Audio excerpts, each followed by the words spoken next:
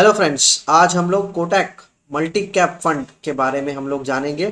NFO 8 से 22 सितंबर तक ये एनएफओ चल रहा है। तो ये पर्टिकुलर स्कीम के बारे में हम लोग थोड़ा सा जानेंगे। इस पर्टिकुलर टाइम पे क्या ये सही टाइम है इस पर्टिकुलर स्कीम में इन्वेस्टमेंट करने का। तो इस सारी चीज़ों को हम लोग आज हमारे इस वीडियो में देखेंगे। मेरा नाम सरीश, आप ये वीडियो मेरे यूट्यूब चैनल पे देख रहे हो, तो नमस्कार। तो आगे हम लोग बढ़ते हैं। तो बेसिकली मल्टी कैप का बेसिक पॉइंट क्या रहता है, ये इक्विटी मार्केट्स में लार्ज कैप, मिड कैप और स्मॉल कैप तीनों सेगमेंट को कवर किया करते हैं।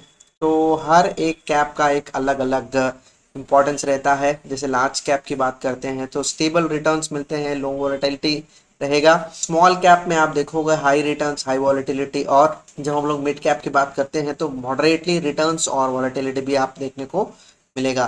तो डिफरेंस क्या है, सो इम्पोर्टेंस क्या है large cap, mid cap, small cap में? देखिए आप वेरिएशन एज एंड व्हेन आप टाइम कम रुकते हो, आपका वेरिएशन ज़्यादा रहता है। ज़्यादा टाइम आप मार्केट में रुकते हो तो आपका वॉलेटिलिटी जो है कम होता रहेगा।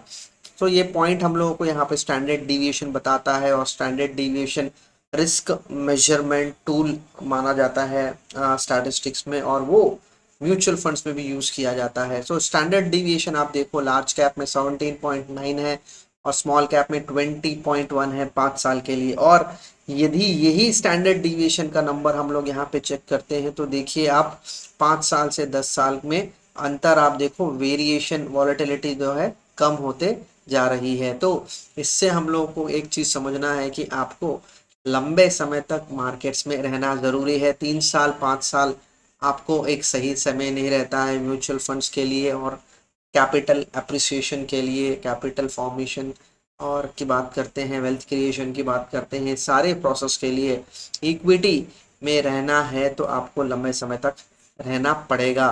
सो वैल्यू एडिशन आप देखो पर्टिकुलर इस पर्टिकुलर फंड का क्या है। तो एग्जाम्पल की तरह से इसको समझाया जा रहा है। स्मॉल कैप का अल्फा, मिड कैप और लार्ज कैप तीनों का यहाँ पे इस पर्टिकुलर एएमसी ने किस तरह से रेस्पेक्टिव सेगमेंट में इन्होंने कैसे मैनेज किया है। तो अल्फा देखिए कंसिस्टेंटली स्मॉल कैप में ईयर ऑन ईयर ये इम्प्रूव हो रहा है, अच्छी बात है। तो अल्फा का मतलब क्या है? बेंचमार्क। सो कोटक स्मॉल कैप फंड ने जो बेंचमार्क अलॉट किया है, उस अलॉटेड बेंचमार्क से कितना ज़्यादा रिटर्न ये पर्टिकुलर स्कीम ने दिया है, ये आपको अल्फा बताता है। तो ये अल्फा आप यहाँ पे देख रहे हो। मिड कैप सेगमेंट में अल्फा सिंस इंसेप्शन देखो आप थोड़ा सा कम मिल रहा है आपको। ब्लू चिप फंड में आप देखो 5 साल के इसमें आपको कम मिला है, बाकी टाइम पे आपको कॉन्स्टेंटली अल्फा जनरेट करते हम लोग ये पर्टिकुलर स्कीम में देख रहे हैं। सो बेसिक एडवांटेज क्या है, देखिए आप एसआईपी रिटर्न्स, ये तीनों सेगमेंट में आप कॉन्स्टेंटली इन्वेस्टमेंट कर रहे हो तो ये तीनों में आप देखो रिटर्न वाइज कितना डबल डिजिट रिटर्न है। और अल्फा जनरेशन में भी आप देखो ब्लू चिप के अलावा बाकी दोनों स्कीम्स ने परफॉर्म किया है। तो ये तीनों के बारे में हम लोग क्यों समझ रहे हैं, क्योंकि हम लोग यहाँ पे अल्फा जनरेशन ये तीनों सेगमेंट को कंपेयर करके हम लोग हमारी ये मल्टी कैप सीरीज में उसको यूज किया जाएगा। ये एएमसी बता रही है। तो डिसिप्लिन्ड प्रोसेस में मैनेजमेंट, बिजनेस और वैल्यूएशन तीनों को देखा जाएगा और उसके बेसिस पे इन्वेस्टमेंट किया जाएगा। तो यहाँ पे आप देख रहे हो कोटक म्यूचुअल फंड का ईएम कैसे बढ़ रहा है। डेफिनेटली ये इम्प्रूवमेंट की बात है। यहाँ पे हम लोग देखेंगे रिस्क टू पोटेंशियल रिटर्न्स कितने आप एक्सपेक्ट कर सकते हो। तो large cap, flexi cap, large and mid cap, उसके बाद आता है लैडर में मल्टी कैप, उसके ऊपर मिड कैप और स्मॉल कैप। तो ये पॉइंट क्या है यहाँ पे हम लोगों को समझना जरूरी है। मल्टी कैप में हम लोग जब बात करेंगे तो लार्ज में 25 रहेगा, मिड में 25 रहेगा, स्मॉल कैप में 25 रहेगा। ये तीनों में कंट्रीब्यूशन जो है 25-25 कंपलसरी मेंटेन किया जाता है। तो यहाँ पे आप देखो रिस्क टू रिटर्न में आप इस पर्टिकुलर कैटेगरी में आओगे। तो यहाँ पे आप देखो 25-25-25 मैंने इसके पहले मैंने आपको बताया था। तो यहाँ पे हम लोग देखेंगे डायनामिक अलोकेशन। तो ये 45, हाँ, 75 के बाद बाकी के 25 जो है वो 25 को इन तीनों में से किसी एक जगह पे ये इन्वेस्टमेंट कर सकते हैं। ऐसा कुछ रेस्ट्रिक्शन नहीं किया गया है फ्रॉम एएमसी, फ्रॉम सेबी।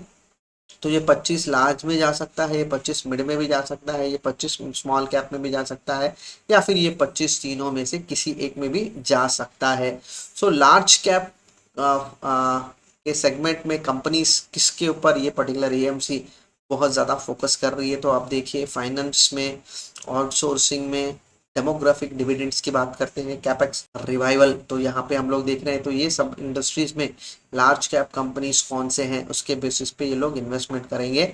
और मिड और स्मॉल कैप में देखिए इंडस्ट्रीज बदल गए हैं, तो डेफिनेटली सो लार्ज और मिड में यदि आप प्लान करते हो तो देखिए बहुत वाइड रेंज ऑफ आपको इंडस्ट्रीज कवर होते यहाँ पे आपको दिखेंगे। तो ये एक यूनिक चीज है, और डेफिनेटली यदि आपके पोर्टफोलियो में ये सब इन्वेस्टमेंट्स अगर पोर्टफोलियो में नहीं है तो डेफिनेटली ये इंडस्ट्रीज आप ऐड कर सकते हो। आप देखिए बेसिकली ये पर्टिकुलर स्कीम में इन्वेस्टमेंट करने का एक मोटिव क्या है, तो एक बेसिकली रिवर्सल इंडिकेशंस हम लोग देख रहे हैं और मोमेंटम आपको बदलते दिख रहा है। तो यहाँ पे आप देख रहे हो स्मॉल कैप्स में थोड़ा ओवरवेट पोजीशंस इंक्रीज करने की बात कर रहे हैं। कब होगा? शुरुआत के 5,000 करोड़ का ईएम अगर ये कलेक्ट करते हैं तो शुरुआत के 5,000 करोड़ का में इनका पोर्टफोलियो 50 से 75 रहेगा।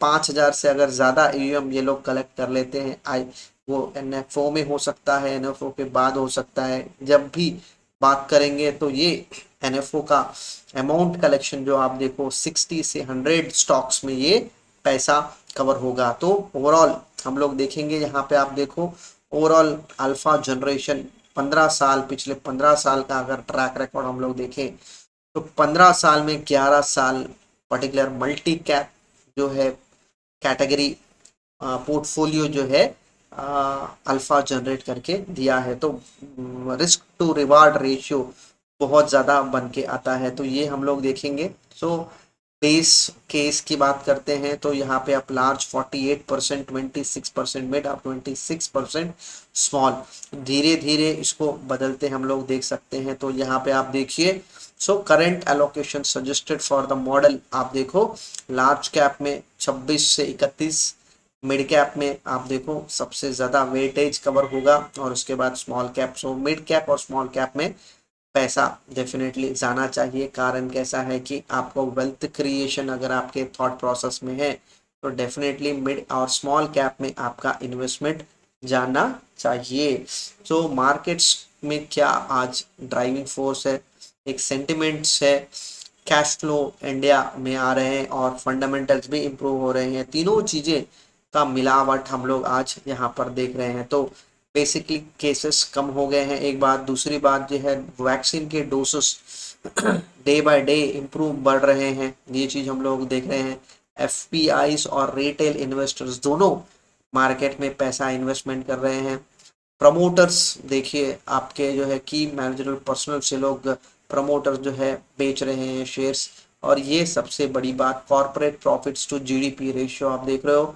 तो धीरे धीरे 2002 से 2007-8 में यदि आप मार्केट में इन्वेस्टमेंट उस टाइम पे किए अगर आपने किया होगा तो डेफिनेटली आपको ये चीज़ का रिजल्ट आपको पता होगा। तो ये एक अलग बुल रैली एक्सपेक्टेशन के हिसाब से आज हम लोग एक्सपेक्ट कर रहे हैं। तो यहाँ पे आप देखो हम लोग इस पोजीशन पे है, ये अभी साल कंप्लीट नहीं हुआ है, तो आप कॉर्पोरेट प्रॉफिट्स और जीडीपी की बात करते हो और बुल रैली की बात करते हो, तो ये एक बुल रैली की स्टार्ट है। तो डेफिनेटली आप पैसा यहाँ पे डालना शुरू कर दो। इसके लिए ये पर्टिकुलर फंड सूटेबल है बच्चों की पढ़ाई के लिए, यदि 10-15 साल का टाइम है तो आप यहाँ पे आ सकते हो। मैरिज पर्पस के लिए अगर आप इन्वेस्टमेंट करना चाहते हो लमसम तो यूज़ कर सकते हो, रिटायरमेंट के लिए, और साथ ही आपके गोल रिक्वायरमेंट जो है ड्रीम के लिए। तो कोई भी इन्वेस्टमेंट आप गोल के साथ आप एसोसिएट कीजिए, मैं हमेशा बात करता हूँ। और ये फंड में स्पेसिफिकली मिड कैप और स्मॉल कैप फंड ज़्यादा है, तो आपको ज़्यादा बेनिफिट लेना है तो आप 10 साल से ऊपर तक आप इसको होल्ड कीजिए, ना कि 3 साल में बेनिफिट मिल गया निकल जाऊंगा, 5 साल बेनिफिट मिल गया निकल जाऊंगा। ये ऑब्जेक्टिव के साथ आप मार्केट में इस पर्टिकुलर फंड में तो आओ ही मत। यही मेरा आपको सजेशन रहेगा। अल्फा जनरेशन प्रोसेस आपको डेफिनेटली ये स्कीम बता सकता है। तो आप देखिए ये स्कीम के 2 फंड मैनेजर्स हैं, दोनों फंड मैनेजर्स बेसिकली आपको ये चीज़ देखेंगे। तो इसके अलावा अभिषेक बिसेन जो है डेट और बाकी ओवरसीज इन्वेस्टमेंट्स को फोकस करने वाले हैं। तो यहाँ पे आप देखो स्कीम के डिटेल्स यहाँ पे आपको पता चलेंगे। 8 सितंबर से लेके 22 सितंबर तक का टाइम है एनएफओ, और इसमें एसआईपी फैसिलिटी भी अवेलेबल है। तो डेफिनेटली यदि आपको इन्वेस्टमेंट करना है तो आप मुझे अप्रोच कर सकते हो, मैं आपको इंफॉर्मेशन प्रोवाइड करूंगा। केवाईसी कंप्लाइंट पहले से केवाईसी हो चुका है तो डेफिनेटली मैं आपको इन्वेस्टमेंट प्रोसेस भी मैं आपको सजेस्ट करूंगा और आपको सपोर्ट करूंगा। तो यहाँ पे आप देखो 3 बेनिफिट्स, तीनों का बेनिफिट्स आपको एक ही इसमें मिल रहा है। सो डिस्क्लेमर्स और डिस्क्लोजर्स आप देखो, स्मॉल कैप के परफॉर्मेंस आप इंडिविजुअली ट्रैक कर सकते हो, और यहाँ पे आप एमर्जिंग इक्विटी फंड के ऊपर भी आप ट्रैक कर सकते हो, ब्लू चिप फंड के ऊपर भी आप ट्रैक कर सकते हो। तो ये तीनों चीज़ों को आप देखो कॉन्स्टेंटली कौन मैनेज कर रहा है, फंड मैनेजर्स का डिटेल्स आपको एक्सपीरियंस यहाँ पे पता चलेगा। बट यहाँ पे हम लोगों को देखना है कि ये तीनों schemes, Kotak small cap fund के बारे में हम लोग क्यों बात कर रहे हैं, क्योंकि स्मॉल कैप फंड का पोर्शन जो है प्रोडोमिनेटली स्मॉल कैप में इन्वेस्टमेंट हो रहा है, इमर्जिंग इक्विटी में मिड कैप है, और ब्लू चिप फंड में आप लार्ज कैप फंड में देख रहे हो। तो ये चीज आपको देखना जरूरी है। रिस्कोमीटर कैपिटल अप्रिसिएशन के लिए ये यूज हो रहा है, लॉन्ग टर्म इन्वेस्टमेंट के लिए यूज हो रहा है। तो डेफिनेटली इसीलिए मैंने आपको कहा था कि यदि आप 3 साल 5 साल के लिए आ रहे हो तो डेफिनेटली ये स्कीम आपके लिए नहीं है। 10 साल के ऊपर आपको इन्वेस्टमेंट करना है, एक अच्छा रिटर्न आपको रिसीव करना है आपके इन्वेस्टमेंट पे, डेफिनेटली ये स्कीम आपको बहुत अच्छा रिटर्न्स डेफिनेटली एक्सपेक्ट कर सकते हो, क्योंकि मार्केट की सिचुएशन के अनुकूल आपको ये सपोर्ट दे सकता है। तो रिस्कोमीटर यहाँ पे बहुत अच्छे से मिल रहा है।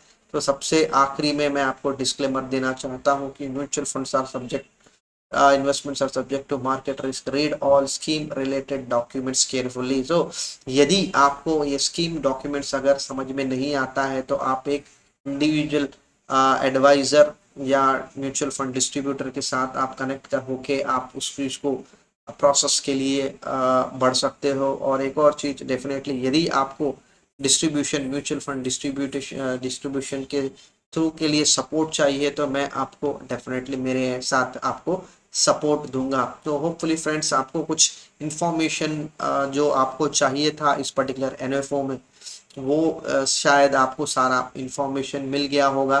तो यदि आपको मिला है, यदि आप इन्वेस्टमेंट करना चाहते हो तो डेफिनेटली इस वीडियो के बाद आप मुझे डेफिनेटली कांटेक्ट कीजिए। मैं आपको आपके फाइनेंशियल गोल्स के साथ इस पर्टिकुलर फंड को कैसे मैच करना है मैं आपको बताऊंगा। Thank you friends for watching this video.